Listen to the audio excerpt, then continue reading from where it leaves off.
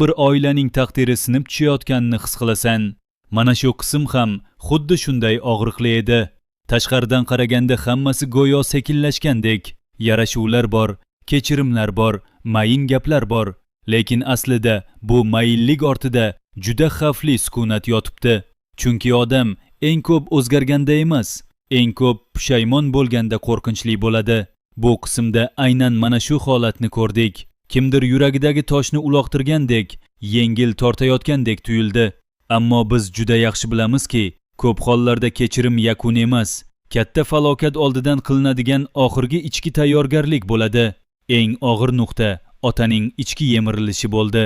U endi yolg'izlikning asl dahshatini kech anglagan odamga aylandi. Avvallari yonida bor baxtni qadrlamagan, umrni kuch bilan, g'urur bilan, hukm bilan o'tkazgan odam endi bir piyola ovqatni ham yolg'iz yeya olmaydigan darajaga tushdi. Bu oddiy holat emas. Ovqatga qo'l cho'zolmaslik bu yerda ochlik emas, ruhiy jazodir. Eng achinarlisi shundaki, u birinchi marta yo'qotgan narsasining nomini to'g'ri ayta boshladi. Yillar davomida ayolning mehrini oddiy narsadek qabul qilgan erkak endi kechasi ustiga ko'rpa yopib qo'yadigan insonning qadrini tushunyapti. Bu kechikkan idrok tomoshabinni ezadi.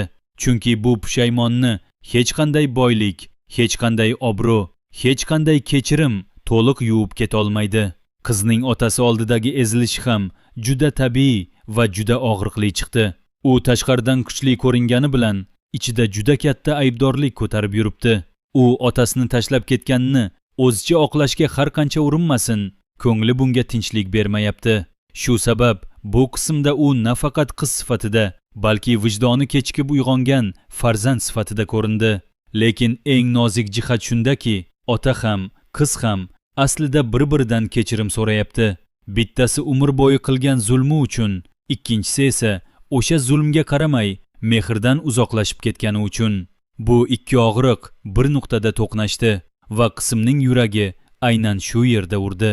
Otaning ayrim odamlardan rozi bo'lib, ayrim da'volardan voz kechayotgani bir qarashda ulkan ruhiy o'sishdek ko'rinadi. U uy, mol, oldi-berdi masalalarda kutilmagan darajada yumshadi. Lekin bu yerda juda muhim bir detal bor. U hammani kechirayotgandek, lekin hammani emas. Uning tilida yengillik bor, yuragida esa hali tugamagan hisob-kitob bor. Ayrim ismlar tilga olinganda, uning ichidagi eski g'azab yana bosh ko'tarayotganini ko'rdik. Demak, bu yarashuv to'liq poklanish emas. Bu tanlab qilingan kechirim. Tanlab qilingan kechirim esa keyinchalik yana tanlab qilingan qasosga aylanishi mumkin. Nosirboyning yonidagi roli ham juda qiziq. U bu qismda oddiy hamroh emas, vijdonning tashqi ovozidek ishladi. Ota yolg'iz qolsa, yana eski alamiga qaytishi mumkin edi. Lekin yonidagi odam uni yumshatdi, ichidagi muzlarni eritdi. Bu juda katta ishora. Demak, odamning yonidagi inson uning taqdirini o'zgartiradi. Serial bu fikrni juda ochiq ko'rsatdi. Yomonning yonida turib yomonlashish ham, yaxshi odamga yaqinlashib o'zgarish ham mumkin. Shu nuqtai nazardan qaraganda, otaning o'zgarishi mutlaqo ichki emas, tashqi ta'sir bilan tezlashgan o'zgarish. Bunday o'zgarish esa sinov kelganda yana qulab tushishi mumkin. Ayollar tomondagi sahnalar esa ko'pchilikka mayda tuyulgandir. Aslida esa kelajak uchun eng xavfli qatlam shu yerda yotibdi. Agressiyani yengish, o'zini bosish, boy erkaklar yonida o'zini qanday tutish kerakligi haqidagi dars hazil yoki oddiy maslahat emas edi. Bu qismda juda ayyor bir fikr pishirildi. Kuch bilan emas, boshqarilgan hissiyot bilan g'alaba qilish, ya'ni ochiq urush emas, jilovlangan strategiya. Mana shu narsa keyingi qismlar uchun juda katta signal. Chunki his tuyg'usini boshqarishni o'rgangan odam keyin boshqalarni ham boshqarishni boshlaydi. Bugun bu dars kulgili ko'ringandir. Ertaga esa aynan shu dars kimnidir tuzoqqa tushirishda ishlatiladi. Yana bir juda muhim chiziq: homilador kelin. O'tmishda yo'qotilgan Maftuna nomi va oila ichidagi xotira masalasi. Bu yerda oddiy ism qo'yish haqida gap ketmadi. Bu aslida o'liklar bilan tiriklar o'rtasidagi ko'rinmas ko'prik edi. Bir oilada eski dard to'liq ko'milmagan bo'lsa, yangi tug'ilajak chaqaloq ham tinchlik emas. Aksincha, eski yarani qayta ochib berishi mumkin. Maftuna nomini qaytarish istagi sevgidan tug'ilgandek ko'rinsa ham, u bilan birga eski ayb, eski sog'inch, eski taqqoslashlar ham qaytadi. Bu esa kelajakda kelin-kuyov, qaynonalar, hatto hali tug'ilmagan bola atrofida ham hissiy bosimni kuchaytiradi.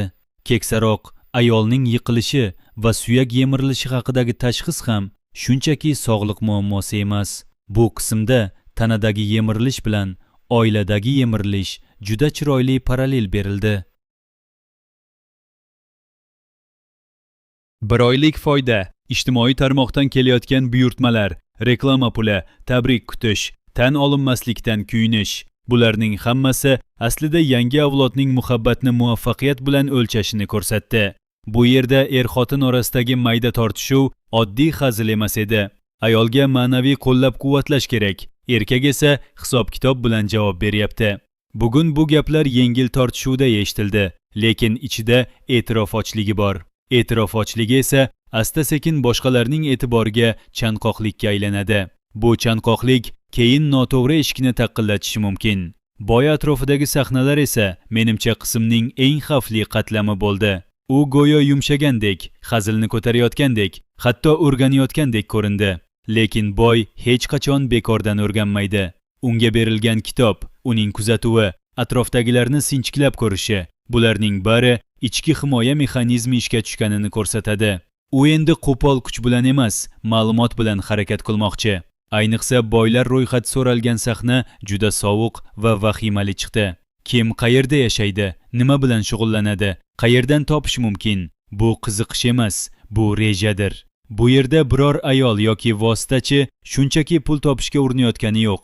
Ular aniq nishon tanlayapti. Demak, oldinda aldov, tuzoq, tanishuv niqobidagi hisob-kitob, ehtimol shantajga boradigan yo'l ham ochilyapti. Oxirgi tomchi esa sud haqidagi xabar bo'ldi. Bir ismning sudga chiqishi tasodif emas. Bu serialda sud hech qachon faqat qog'ozdagi jarayon bo'lmagan. U doim yashirilgan haqiqatlarni yuzaga chiqarardan maydon bo'lgan. Shu sabab keyingi qismlarda men 3 ta katta portlashni kutyapman. Birinchisi, otaning ruhiy o'zgarishi uzoqqa bormaydi. U hali o'zini kechirdim deb aytadigan darajaga yetmagan. U yana bir kutilmagan voqea yoki bir tanish yuz sabab yana eski g'azabiga qaytadi. Ayniqsa kuyov bilan yarashuv masalasida u hali ichidan sindirilmagan. U tashqaridan yumshasa ham, ichida hanuz hukm chiqaruvchi ota yashab turibdi. Agar sud jarayoni yoki eski jinoyatlar bilan bog'liq bir haqiqat ochilsa, bu odamning bugungi kechirimlari bir lahzada yo'q bo'lishi mumkin. Ikkinchi katta burilish qiz atrofida bo'ladi. U endi ikki tomonga tortiladi. Bir tomonda otaning kechikkan mehriga chanqoqlik, ikkinchi tomonda o'z oilasini saqlab qolish majburiyati. U otasini yolg'iz tashlab qo'ymoqchi emas, lekin bu yaqinlik uning turmushiga yangi bosim olib kiradi. Ehtimol u yashirincha otasi uchun ko'proq vaqt ajratadi, kimdandir nimanidir berkitadi va aynan shu yashirish keyin katta tushunmovchilikni boshlab beradi. Chunki vijdon bilan yashayotgan odam ko'pincha eng katta xatoni aynan yaxshi niyat bilan qiladi. Uchinchi va eng dramatik portlash esa boylar ro'yxati bilan bog'liq. Bu oddiy ma'lumot almashinuvi bo'lib qolmaydi. Menimcha bu ro'yxat orqali kimdir o'ziga yangi qurbon topmoqchi, kimdir pul, kimdir himoya, kimdir esa ijtimoiy ko'tarilish izlayapti. Ammo bunday o'yinlar seriallarda hech qachon bir tomonlama ketmaydi. Ovchi o'zini juda aqlli deb bilgan paytda o'lja ham qarshi yurishni boshlaydi. Shu sabab oldinda ko'rkam tanishuvlar, muloyim suhbatlar, soxta samimiyatlar va birdan yuzaga chiqadigan jirkanch haqiqatlar bo'lishi aniq. Men yana bir narsadan xavotirdaman. Keksaroq ayolning kasalligi va homilador kelinning holati bir nuqtada kesishadi. Hamma bir-biriga yordam berayotgandek ko'rinadi, lekin uyda kuch yetishmovchiligi boshlansa, haqiqiy fe'llar chiqadi. Bugun qaraymiz deyayotganlar ertaga charchaydi. Bugun mehr ko'rsatayotganlar ertagagina qiladi va aynan shunda eski gaplar yana tiriladi. Ayniqsa Maftuna xotirasi, yangi chaqaloq, kasallik va pul masalasi bir joyga yig'ilsa, bu oila ichida juda og'ir hissiy portlash bo'ladi. Shu qismning eng katta kuchi ham shunda bo'ldi. U bizga katta falokatni ko'rsatmadi, lekin o'sha falokatning soyasini hammamizga his qildirdi. Odamlar yarashyapti, lekin ichida bitmagan gaplar bor. Odamlar kulishyapti, lekin reja tuzyapti. Odamlar kechirim so'rayapti, lekin o'zini hamon kechira olgani yo'q. Eng xavflisi esa shuki, bu qismda ko'pchilik yuragini yumshatdi. Ammo aynan yumshagan yurak keyingi zarbani eng qattiq his qiladi. Endi savol bitta. Bu oila nihoyat davolanish yo'lini topadimi? Yoki har bir kechirim yangi bir fojianing eshigini ochadimi? Chunki bu hikoyada eng dahshatli burilishlar doim odam endi hammasi joyiga tushayotgandek deb o'ylagan lahzada boshlanadi.